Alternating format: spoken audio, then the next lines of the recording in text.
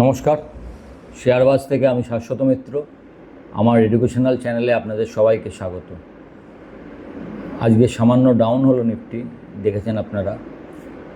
24,500-র ওপরে, যেটা নতুন ব্রেকআউট আর কি, 24,500-র ওপরে বন্ধ হওয়া। কিন্তু একটা কথা আপনারা যারা আমার এই চ্যানেলের সঙ্গে যুক্ত, সেখানে বলে নিই, আপনাদের সবাই সবসময় বলি, দুটো দিন বন্ধ হচ্ছে কিনা এটা দেখবেন, তবে সেটা ব্রেকআউটটা কনফার্ম হয়। আর চ্যানেলের সঙ্গে যুক্ত হওয়ার সঙ্গে সঙ্গে একটা কথা বলি, যে টেলিগ্রাম চ্যানেলে আপনারা যুক্ত থাকবেন। আমি টেলিগ্রাম চ্যানেলে চেষ্টা করি যে আপনাদের জন্য আমার যেটা মনে হচ্ছে সেই ভাবনাটা আপনাদের সঙ্গে শেয়ার করার। এবং আপনারা একটু জানাবেন যারা যারা প্রতিদিন টেলিগ্রাম চ্যানেলে পড়েন, আমি জানি না কতজন পড়ে, হয়তো কিছু সংখ্যক লোক দেখেন টোটাল টেলিগ্রামে যা আছে, তাতে আপনাদের এটায় কোনো উপকার হচ্ছে কিনা একটু আমাকে জানাবেন। যেটা বলছিলাম, তো আজকে আবার উল্টে 24,400-র নিচে নিফটি, 24,387।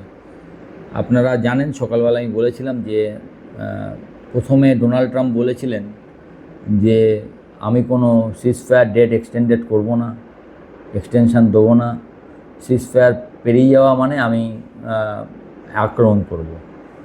আজকে গতকাল রাত্রে আমি সকালবেলা সেটা টেলিগ্রাম চ্যানেলে দিয়েছি, উনি আবার জানালেন না, সিজফায়ার অনির্দিষ্টকালের জন্য উনি এক্সটেন্ড করছেন। কিন্তু ইরান তার জন্য কোনো অনুরোধ করেনি, মানে এক্সটেন্ড করছেন, অথচ উল্টো দিকে যারা রয়েছে তারা কোনো অনুরোধ করেনি। অনুরোধ কে করেছে? না, পাকিস্তান অনুরোধ করেছে। এখন পাকিস্তান অনুরোধের তো কোনো দাম নেই, আসলে পাকিস্তানকে দিয়ে এটা উনি বলালেন, ওনার ফেসটা সেফ হলো আর কি, যে পাকিস্তান অনুরোধ করায় আমরা সিজফায়ারটা এক্সটেন্ড করলাম অনির্দিষ্টকালের জন্য, কিন্তু ব্লকেড থাকবে। ব্লকেডটা উনি বজায় রেখেছেন, ব্লকেড থাকবে। সেটার ফলে আবার ক্রুড দেখলাম আজকে দুপুরের দিকে একবার $100 পেরিয়েছিল, এখন $99 ট্রেড করছে। এই অবস্থায় দুটো সম্ভাবনা ডোনাল্ড ট্রাম্পের দিক থেকে হয়েছে। এমনিতেই তো দেখছেন উনি সারাদিন ধরে একবার এই কথা একবার কন্ট্রাডিক্ট করেন নিজেকে, একদম রকের ভাষায় বলতে গেলে পল্টুরাম পাল্টি করেন আর কি। আজকে যেটা বললেন কালকে সেটা মনে থাকবে না, কালকে যেটা বলেন পরের দিন ঘুরিয়ে দেন। এখন ওনাকে প্রশ্ন করার আমেরিকার প্রেসিডেন্ট, কে প্রশ্ন করবে? তবু দুটো সম্ভাবনা আমার মনে হচ্ছে, এক, ডোনাল্ড ট্রাম্প এবং ইরান দুজনকে দেখে একটা কথা মনে হচ্ছে, কেউ ইমিডিয়েট যুদ্ধ করতে চাইছে না। করলে তো আমেরিকা ব্লকেট করেছে, ইরান কিছু একটা করতে পারতো। আমেরিকা আজকে আবার ওর একটা শিপ সেজ করেছে, আগের দিন একটা করেছিল, আজকে আবার করেছে। আবার অন্য একটা ইরানিয়ান মিডিয়া খবর দিচ্ছে ওদের 7টা শিপ নাকি আমেরিকার ব্লকেটকে পেরিয়ে হরমুজ পেরিয়েছে এবং তেল সাপ্লাই চলছে। মানে পুরোপুরি যে ব্লকেটটা কার্যকরী সেটা নয় আর কি, সেটা ইরান মিডিয়া বলছে। এখন এইসব ডাটা তো আমাদের পক্ষে জানা সম্ভব নয়, কোনটা ঠিক কোনটা ভুল, তবে এটা ইরানের মিডিয়ার কথাটা আপনাকে বললাম। এখন ট্রাম্পের কাছে দুটো অপশান খোলাখুলিভাবে রয়েছে। এক, তিনি যদি ব্লকেটটা সরিয়ে নেন তাহলে হয়তো ইরান কথা বলতে রাজি হতে পারে, কিন্তু ব্লকেট যদি উনি সরিয়ে নেন তাহলে এটা ওনার পরাজয় আর কি। এটা মিডিয়া এমনিতেই বলছে ইরান এটাই জিতেছে, ইরানের শর্ত অনুযায়ী সব কিছু হচ্ছে। উনি এবারও বলেছেন ইরান যুদ্ধ নিয়ে ইরানের যা শর্ত সেগুলো পাঠাক, সেটাকে আলোচনা হবে, এবং তার জন্য অনির্দিষ্টকাল সময় দিয়েছেন। তাহলে একটা ব্লকেট সরিয়ে নিলে আলোচনার সঙ্গে সঙ্গে হতে পারে, এবং সেটা মার্কেটের পক্ষে পজিটিভ খবর। সেকেন্ডলি, উনি যে অনির্দিষ্টকালের জন্য যুদ্ধবিরতি বলেছেন, এটা পুরোপুরি একটা চাল। কারণ আপনারা জানেন যুদ্ধের সময় কে কখন কাকে আক্রমণ করবে সেটা কেউ আগে থেকে জানায় না। এ তো আর দস্যু মোহন নয় যে আগে থেকে বলে তারপরে আসবে।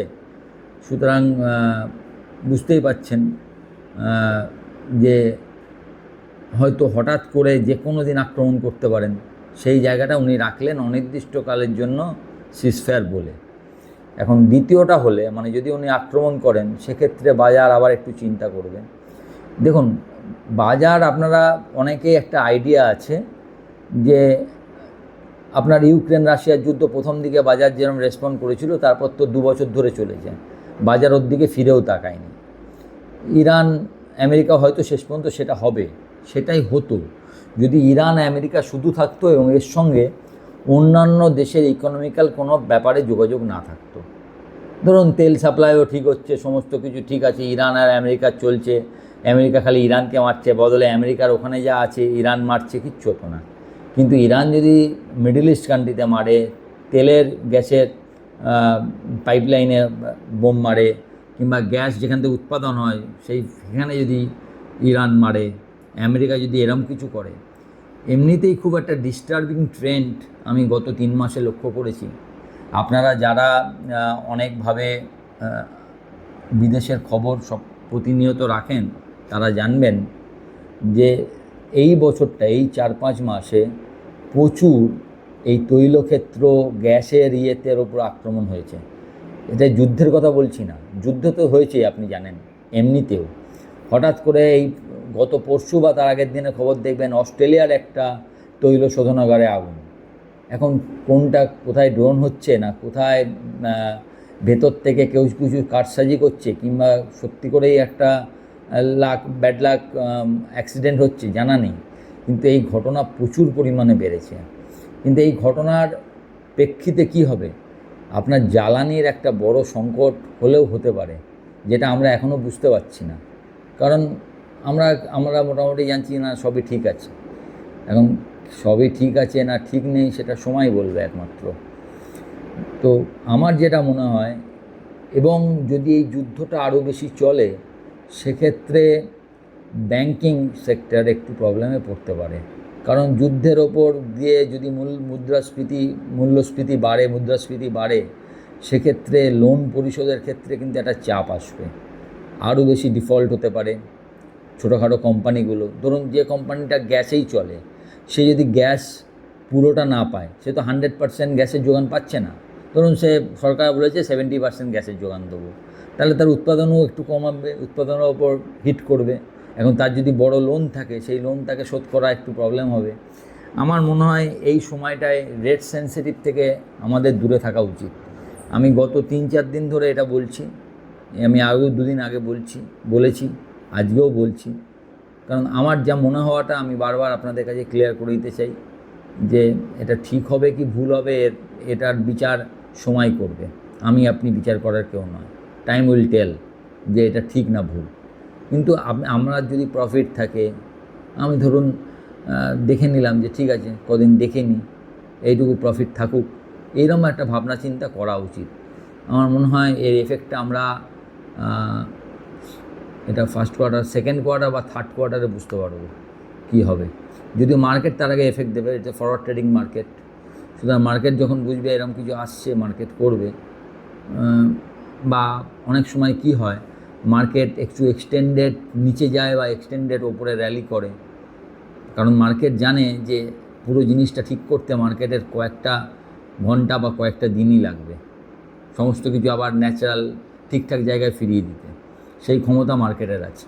কিন্তু আপনি যদি অপোজিট সাইডে পড়ে যাই, আমাদের পক্ষে সেটা চালু রাখা একটু মুশকিল হয়।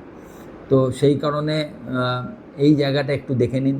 কারণ মার্কেট টানা 2300 পয়েন্ট র্যালি করেছে, not a matter of 2400 point ধরতে পারেন, 22,182 থেকে 24,600, নট এ ম্যাটার অফ যোগ 2400 পয়েন্ট।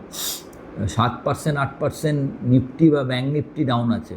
অবাক হয়ে যাবেন, মিড ক্যাপ মাত্র 1% ডাউন। স্মল ক্যাপ যেটা 27 না 28% ডাউন হয়েছিল, সেটা মাত্র 10% ডাউন। মিড ক্যাপ তো কদিনের মধ্যে হয়তো নতুন হাইও করে দেবে যদি এরমভাবে চলে। আজকেও মিড ক্যাপ ঠিকঠাকই আছে। মেটাল ইন্ডেক্স আজকেও নতুন হাই করেছে, আজকে না গতকাল করেছিল, আজকে করেছে কিনা আমি দেখতে ভুলে গেলাম। হাই করে তারপর পড়েছিল। আরেকটা এফএমসিজি বহুদিন ধরে ঘুমিয়েছিল, এফএমসিজি আবার একটু চলতে শুরু করেছে গত 2-3 দিনে। সুতরাং মার্কেটের ব্রেথ ভালো আছে। মানুষ হয়তো ভাবছে যে এইটার ওপর আর মার্কেট বেশি পাত্তা দেবে না, হোপসো সেটাই যেন হয়। কিন্তু আমাদের এখন এমন হয়েছে, আমরা ঘর পোড়া গরু, তো সিঁদুরে মেঘ দেখলে আমাদের ভয় লাগে। তো সেই হিসাবে এই কনফ্লিক্ট কিন্তু রাশিয়া ইউক্রেন কনফ্লিক্টের মতো নয়, এটার ব্যাপারে একদম নিশ্চিন্ত থাকুন। এই কনফ্লিক্ট আপনাকেও প্রবলেমে ফেলবে, মানে আমার দেশকে প্রবলেমে ফেলবে। আমার দেশ যদি প্রবলেমে পড়ে, আমিও প্রবলেমে পড়ব। কারণ জ্বালানি যদি ঠিকঠাক না আসে, কোনো কিছুই ঠিকঠাকভাবে হবে না। প্লাস এক্সটেন্ডেড পিরিয়ডে ক্রুডের এই দাম আমাদের টাকার ওপর খুব নেগেটিভ এফেক্ট ফেলবে। যে যাই বলুক এটা মাথায় রাখুন। এইভাবে টাকা এত, এবং এই জ্বালানি যদি আরও 3 মাস কি 4 মাস এই $100 ওপরে কিনতে হয়, আমি খুব অবাক হব না যদি টাকার দামকে আমি তিন ডিজিটে যেতে দেখি।